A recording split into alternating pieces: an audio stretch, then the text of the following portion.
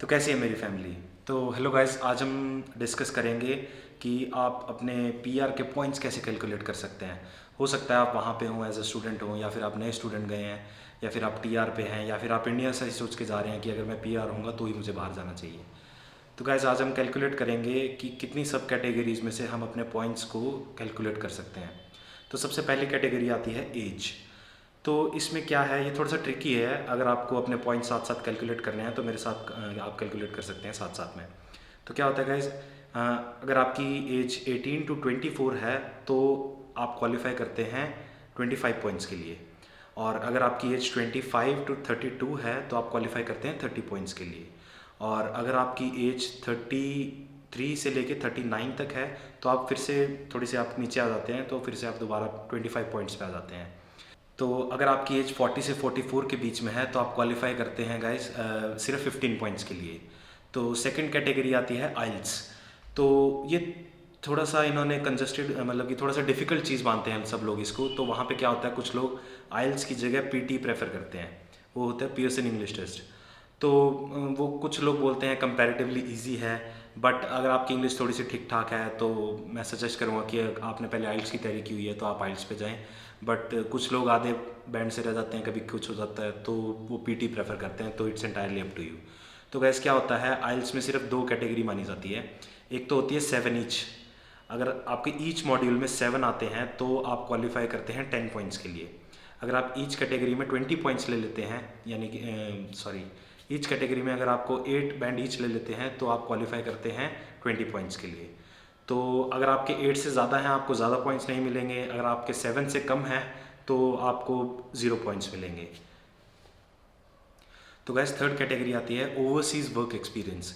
ये डिपेंड करता है आप जिस भी कंट्री में, जैसे इंडिया से कुछ लोग वर्क एक्सपीरियंस लेके जाते हैं, जैसे मान लो बैचलर्स के बाद वो उन्होंने 2-3 साल काम किया और उसके बाद वो ऑस्ट्रेलिया में फर्दर स्टडीज़ के लिए जाते हैं। तो ये कैटेगरी सिर्फ उनके लिए है।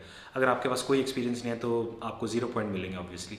तो इसमें भी एक कैटेगरी बनाई है इन्होंने। अगर आपको 0 से 3 साल का एक्सपीरियंस है आपको मिलेंगे 0 पॉइंट्स। उसके बाद अगर आपको 4 से 5 साल का एक्सपीरियंस है तो मिलेंगे आपको 5 पॉइंट्स। अगर आपके पास 5 से 7 साल का एक्सपीरियंस है तो मिलेंगे आपको 10 पॉइंट्स। और अगर आपके पास more than 8 years of experience है तो आपको मिलेंगे 15 पॉइंट्स फॉर दैट। तो गैस फोर्थ कैटेगरी आती है ऑस्ट्रेलिया एक्सपीरियंस। अगर आप ऑस्ट्रेलिया में काम करते हो, ये कैटेगरी उन लोगों के लिए है जो या तो वहाँ स्टडी करने के बाद जॉब लग जाते हैं या फिर वो डायरेक्टली यहाँ से किसी वर्क स्पॉन्सर वीज़ा पे जाते हैं। तो अगर आपके पास less than 12 months of experience है तो that will be equal to 0 points. अगर आपके पास 1 से 2 साल का एक्सपीरियंस है तो आपको 5 पॉइंट मिलेंगे। उसके बाद अगर आपके पास 3 से 4 साल का एक्सपीरियंस है तो आपको 10 पॉइंट मिलेंगे। और अगर आपके पास 4 से 7 साल का एक्सपीरियंस है तो आपको 15 पॉइंट्स मिलेंगे। और अगर आपके पास more than 8 years of experience है तो आपको उसके 20 पॉइंट्स मिलते हैं। तो गाइज फिफ्थ कैटेगरी आती है क्वालिफिकेशन। ये डिपेंड करता है कि अगर आप डायरेक्टली इंडिया से अप्लाई करना चाहते हो, इंडिया पाकिस्तान कहीं से भी अप्लाई करना चाहते हो तो, और या फिर आप ऑस्ट्रेलिया में पढ़ने के बाद वहाँ से अप्लाई करते हो तो एक सेपरेट कैटेगरी है। अगर आप यहाँ से डायरेक्टली अप्लाई करना चाहते हो तो वो क्वालिफिकेशन के अंडर आएगा। तो अगर आपके पास पीएचडी डिग्री होल्डर हो आप तो आपको डायरेक्टली मिलते हैं 20 पॉइंट्स।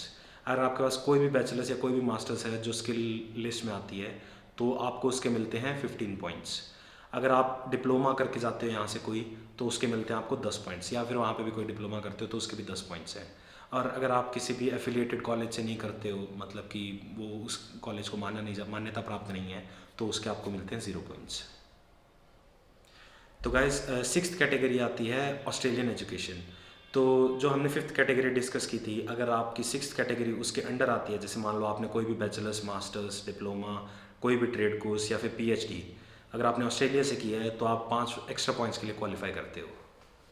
तो गाइस सेवन्थ कैटेगरी होती है रीजनल एरिया। तो रीजनल एरिया का मतलब है कि कुछ ऐसे लेस पॉपुलेटेड एरिया जिनको ऑस्ट्रेलियन गवर्नमेंट प्रमोट करना चाहती है ताकि कुछ लोग वहाँ पे जाएं और वहाँ पे वो जॉब्स बना सकें।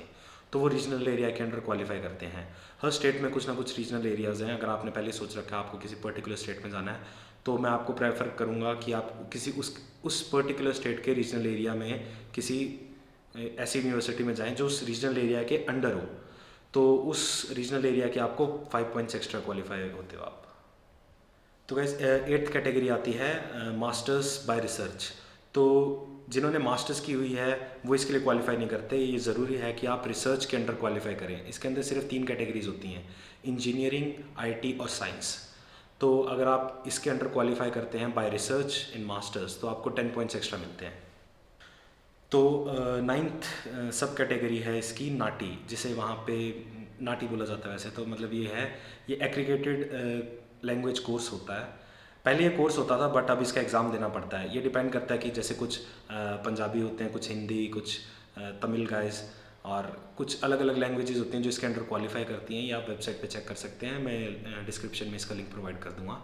तो उसमें गाइस अगर आप ये टेस्ट क्लियर कर देते हैं जो आजकल CCL नाटी बोला जाता है, तो आप उसके लिए 5 पॉइंट्स के लिए क्वालिफाई करते हैं। तो गाइस 10th कैटेगरी आती है पार्टनर। तो बहुत सारे इंडियन ऐसे कपल्स होते हैं, मतलब कुछ कपल्स जाते हैं वहाँ पे, या फिर वहाँ जाने के बाद आप यूनिवर्सिटी में आप अपनी गर्लफ्रेंड के साथ शादी कर लेते हैं, या फिर हो सकता है आपके वहाँ पे सिबलिंग्स हों जो आपको ऐसे शादी करके बुला लेते हैं। तो काफ़ी सारी ऐसी कैटेगरीज होती हैं, बट पार्टनर के कुछ पॉइंट्स उन्होंने चेंज किए थे कुछ टाइम पहले ही, तो वो भी आज हम डिस्कस करेंगे। तो गाइस सबसे पहले क्या होता है कि अगर आप सिंगल हो तो मैं ऐसे प्रेफर करता हूँ कि अगर आप सिंगल रह सकते हो अपनी PR तक तो यू शुड प्रेफर दैट, क्योंकि आपको उसके 10 पॉइंट बिना किसी पेपर वर्क के मिल जाएंगे।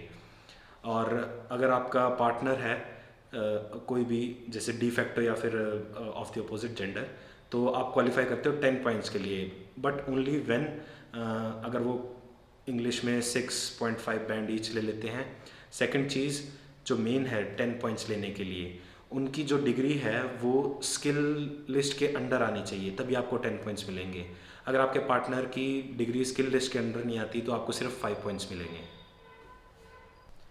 तो गाइज 11th कैटेगरी आती है प्रोफेशनल ईयर। प्रोफेशनल ईयर क्या होता है? ये सिर्फ 3 लोगों के लिए है जिन्होंने इंजीनियरिंग करी है या जो IT बैकग्राउंड से हैं, या फिर अगर आप अकाउंटिंग की कोई डिग्री की है आपने, तो ये सिर्फ 3 लोग होते हैं जो इसके 5 एक्स्ट्रा पॉइंट्स ले सकते हैं।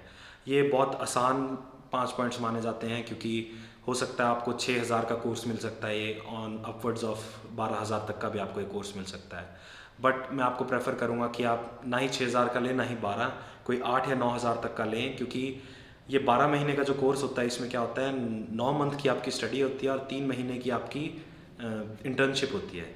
तो अगर आप ऑन एन एवरेज अच्छी जगह से करते हैं तो कुछ केसेस ऐसे होते हैं ज़्यादातर, जैसे कि अगर आप इंटर्नशिप वहीं से करते हैं तो हो सकता है वही आपको जॉब अपॉर्चुनिटीज़ आगे प्रोवाइड कर दें।